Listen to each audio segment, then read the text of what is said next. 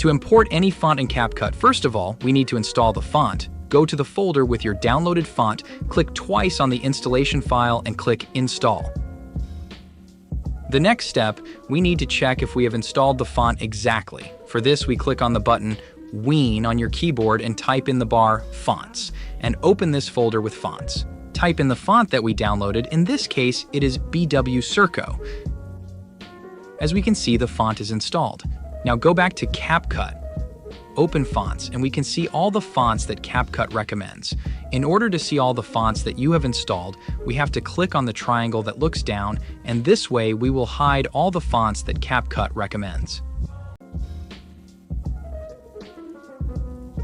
And now we just need to find our font that we downloaded.